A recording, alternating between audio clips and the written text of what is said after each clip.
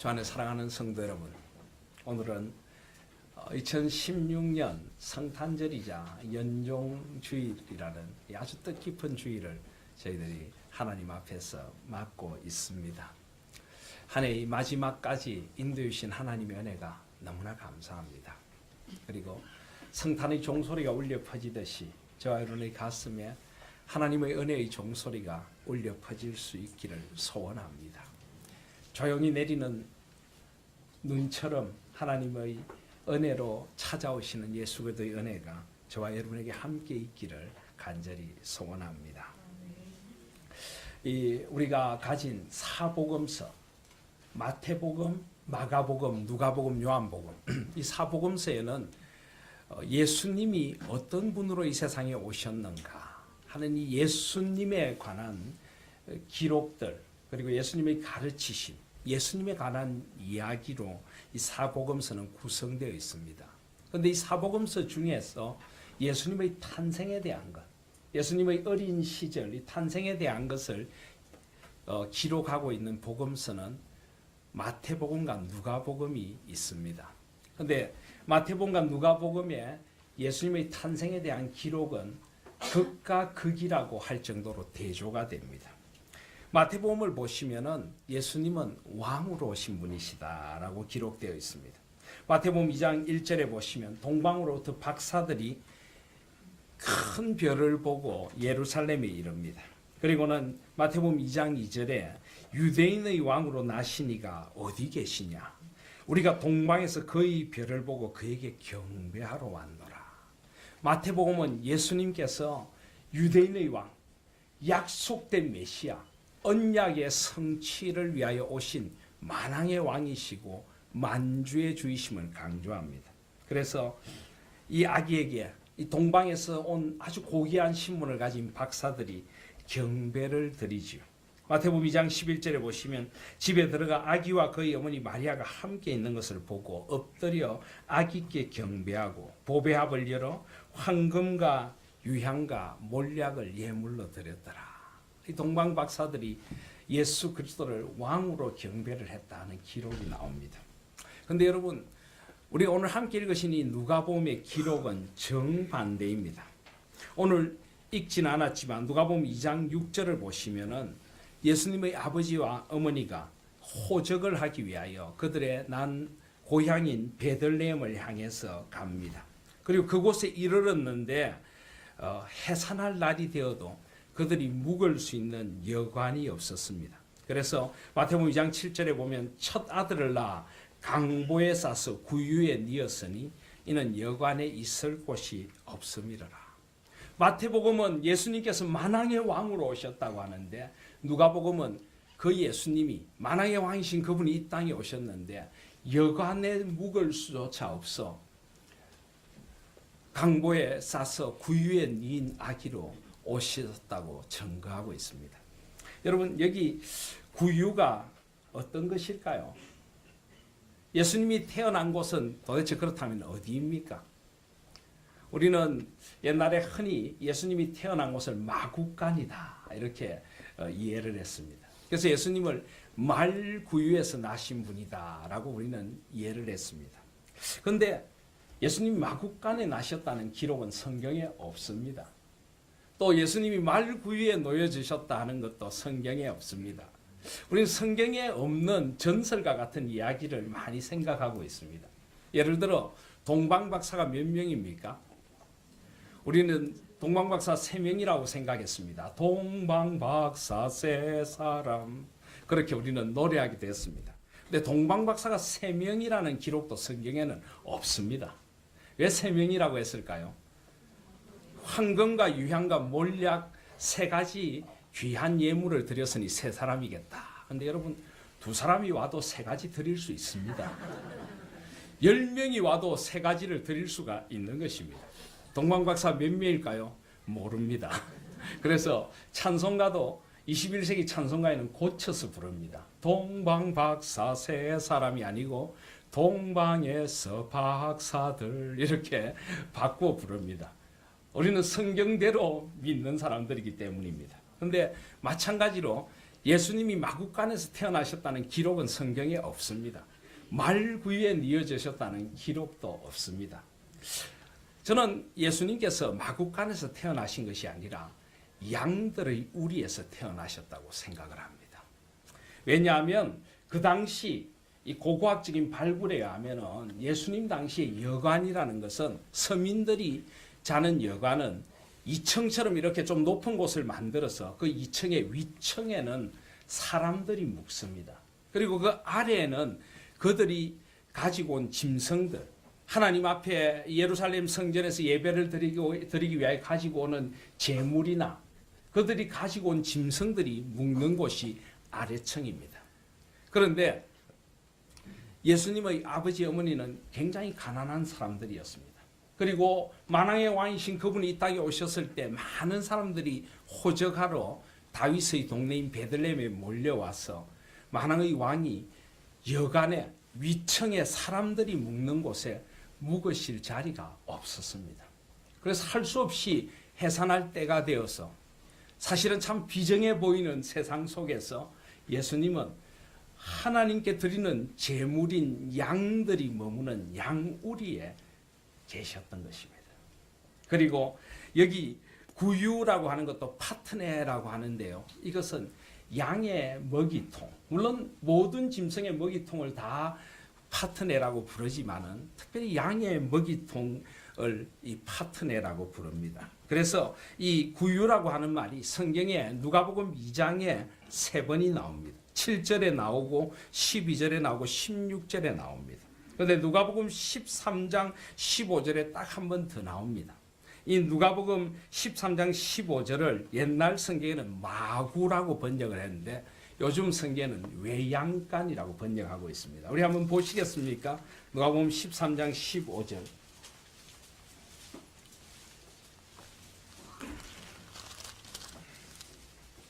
13장 15절을 보시면 주께서 대답하여 이르시되 외식하는 자들아 너희가 각각 안식일에 자기의 소나 나귀를 외양간에서 풀어내어 이끌고 가서 물을 먹이지 아니하느냐. 소나 나귀도 이 구유에서 먹지만은 특별히 이것을 외양간이라고 번역한 것은 양의 우리를 특별히 가리키는 용어 그리고 양의 먹이통을 가리키는 말을 이렇게 번역하고 있는 것입니다. 그래서 저는 예수님께서 마구간이 아니라 외양간, 그것도 하나님 앞에 제물로 드려지는 양들을 머물던 그곳에서 태어나셨다고 저는 생각을 합니다. 왜 그럴까요? 사도 요한은 예수님을 가리켜서 세례 요한은 예수님을 가리켜서 사도 요한이 쓴 요한복음 1장 29절에 보면 요한이 예수께서 자기에게 나오심을 보고 이르되 세례 요한이 이렇게 이야기했습니다. 보라 세상 죄를 지고 가는 하나님의 어린 양이로다. 예수님은 하나님의 어린 양으로 이 땅에 오셨습니다. 세상 죄를 지고 가는 하나님의 어린 양. 이스라엘 백성들은 출애굽할 당시에 양을 잡아 양의 피를 문설주에 바르고 죽음을 모면했습니다. 그 양의 피가 있는 집에는 죽음의 사자가 유월, 넘을 월, 패스 오버, 넘어갔다라고 성경은 기록하고 있습니다. 그렇습니다. 예수님은 바로 하나님의 어린 양, 유월절 어린 양으로 이 땅에 오신 것입니다. 그랬기 때문에 양우리에서 태어나셨고 양의 먹이통에 강보, 포대기에 쌓여 누여지셨던 것입니다. 사랑하신 여러분, 그렇습니다. 그분은 우리의 유월절 어린 양으로 오셨습니다.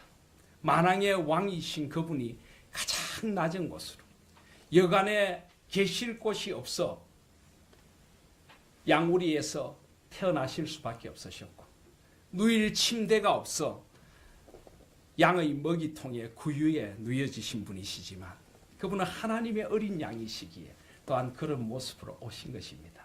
이것이 바로 누가복음이 그리고 있는 예수님의 모습입니다. 여러분, 근데 마태복음과 누가복음이 모순이 된다고 생각합니까? 아닙니다. 그분은 분명히 만왕의 왕이시지만 가장 낮은 곳으로 오신 왕이심을 말합니다. 그분의 탄생의 소식은 목자들에게 전해졌습니다. 목자들은 그 당시 사회적인 계층으로 하면 가장 낮은 계층입니다. 사람을 이렇게 차별하는 것이 좋지 않지만은 인간이 사는 세상에는 언제나 차별이 존재합니다. 목자들은 가장 낮은 계층, 가장 소외되고 가장 그 당시로서는 힘든 일을 하던 사람들이었습니다. 그들은 밤에도 밖에서 자기 양떼를 지켜야 했습니다. 그 목자들에게 바로 이 예수님의 6월절 어린 양으로 오신 예수님의 탄생 소식이 전해진 것입니다. 이것 또한 아름답습니다. 마태복음은 동방의 박사들에게, 헤롯 왕에게, 대제사장과 서기관들에게, 그러나 누가복음은 가장 소외되고 천대받던 목자들에게, 예수님은 만왕의 왕으로 오셨지만 왕부터 가장 낮은 사람까지 세상의 모든 사람을 위한 구주로 오셨음을 성경은 이렇게 아름답게 보여주고 있는 것입니다. 제가 전에도 한번 말씀을 드렸지만 제가 전도사로 있을 때 우리 교회에 영국에서 오신 선교사님이 계셨습니다. 윌리엄 블랙이라고 하는 선교사님이셨는데 이분이 한국말을 배워가지고 한국말로 설교를 하셨는데 그 설교를 제가 지금도 잊을 수가 없습니다. 특별히 이분은 예수님이 왕이심을 강조하시면서 이렇게 설교하셨습니다. 예수님은 우리의 왕이 있습니다. 그런데 그분은 어떤 왕이 있습니까? 그분은 사람들 위해 군림하는 왕이 아니라 섬김의 왕으로 오셨습니다. 가장 낮은 곳, 외양간에 말의 양의 그 구유통에 누여진 그런 왕으로 오셨습니다. 이렇게 설교하셨던 게 늘 귀에 쟁쟁합니다. 그렇습니다. 그분은 섬김의 왕으로 이 땅에 오신 분이십니다. 그날이 바로 오늘 성탄절인 것입니다. 주님을 만나시고 싶으십니까? 가장 낮은 곳으로 가시기를 바랍니다. 낮고 천한 나 같은 이에게 찾아오신 주님의 사랑을 만날 수 있는 복된 성탄이 되시기를 주님의 이름으로 축복드립니다. 그런데 이 큰 기쁨의 좋은 소식을 천사들이 목자들에게 전한 말씀은 11절과 12절입니다. 10절에 보시면 천사가 이르되 무서워하지 말라. 보라 내가 온 백성에게 미칠 큰 기쁨의 좋은 소식을 너희에게 전하노라. 오늘 다윗의 동네에 너희를 위하여 구주가 나셨으니 곧 그리스도 주시니라. 너희가 가서 강보에 쌓여 구유에 뉘어 있는 아기를 보리니 이것이 너희에게 표적이니라. 여기 오늘 천사가 전한 이 말씀의 11절을 보시면 오늘 다윗의 동네에 너희를 위하여 구주가 나셨다. 여러분 이 오늘이 언제입니까? 이 오늘이 언제일까요? 오늘 저희들은 오후 예배 때 찬양대와 정성껏 준비한 성탄 칸타타를 하나님 앞에 올려드리고 우리 교회 학교가 준비한 성탄 행사를 하게 될 것입니다. 그런데 오늘 오후에는 예수님의 생신을 축하하면서 큰 대형 케이크를 자르는 케이크 커팅식도 함께 하려고 합니다. 저희 교회 집사님 가운데 이 유기농 빵을 만드시는 집사님이 계셔서 제가 우리 온 교인들이 나눠 먹을 수 있는 가장 큰 케이크를 하나 만들어 달라고 부탁을 드렸습니다. 그런데 집사님과 이야기를 나눴습니다. 초를 몇 개를 꽂을까요? 제가 몇 개라고 이야기했겠습니까? 2016개를 꽂아야 된다. 2016개를. 왜요? 예수님이 이 세상에 오심으로 AD 주후가 시작되었기 때문에 올해가 2016년이니까 예수님이 오신 2016년 기념, 예수님이 이 땅에 인간의 몸으로 오신 지 2016번째 생신이니까 초를 2016개를 준비해 주십시오. 제가 그렇게 말씀을 드렸습니다. 집사님께서 굉장히 난감해 하시더라고요. 2016개나요? 간단한 방법이 우리가 있다고 서로 합의를 봤습니다. 요즘 숫자 초가 있지 않습니까? 2016 그렇게 우리가 준비를 하기로 했습니다. 그런데 그렇다면 이 오늘이 2016년 전 오늘을 가리키는 것일까요? 물론 2016년 전 오늘을 가리키는 것이기도 합니다. 그렇지만은 이 오늘이라고 하는 것은 저와 여러분이 살아가는 오늘도 됩니다. 왜냐하면 예수 그리스도는 오늘도 우리에게 찾아오시는 분이시기 때문입니다. 오늘도 우리 만문을 두드리시며 성탄으로 임하시는 분이 예수 그리스도십니다. 과거에 이 땅에 오신 예수님이 아니고 과거에 나를 위하여 죽으신 예수님이 아니고 오늘 나에게 찾아오시는 예수님이신 것입니다. 여기 오늘은 내가 예수님을 만나는 바로 오늘입니다. 오늘 주님을 만나시면은 세상이 줄 수 없는 평안과 기쁨이 여러분의 마음에, 저희 마음에 임하실 줄을 믿습니다. 어제 우리가 어떻게 살았느냐, 그것은 그다지 중요하지 않습니다. 어제까지 우리가 어떤 죄악을 지었느냐, 그 죄를 안고도 주님 앞에 나올 수 있습니다. 지금 주님 앞에 나와 무릎 꿇고 성탄으로 임하시는 예수 그리스도를 나의 주 나의 그리스도로 고백한다면 오늘 하나님의 은혜가 저와 여러분에게 임할 줄 믿습니다. 오늘부터 우리에게 새로운 소망의 삶이 시작될 줄을 믿습니다. 그래서 어떤 신학자는 그리스도인들은 영원한 오늘을 살아간다. 영원한 오늘을 살아간다. Everlasting today. 우리는 영원한 오늘을 살아갑니다. 우리는 오늘을 주님과 함께 살아가는 것입니다. 어제까지의 슬픔과 절망, 어제까지의 눈물과 죄를 주님 앞에 내려놓고 오늘 주님을 붙드실 때 우리에게 새로운 소망이 샘솟게 될 줄 믿습니다. 오늘이 영원한 오늘이 되시기를 바랍니다. 늘 주님과 함께 영원히 걸어가시는 영원한 오늘을 살아가는 우리 하나님의 성도님들이 다 되시기를 주님의 이름으로 축복드립니다.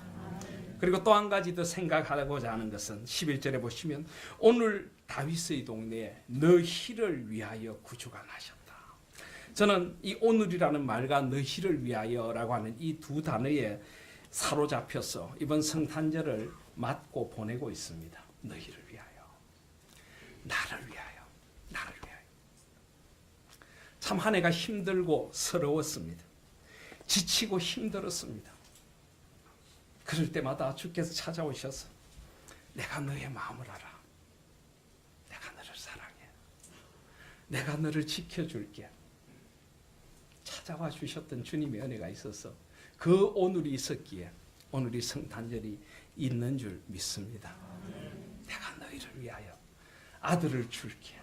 오늘 이 아들을 믿고 오늘 이 아들의 은혜를 받고 오늘 이 아들과 함께 영원한 오늘을 살아가자.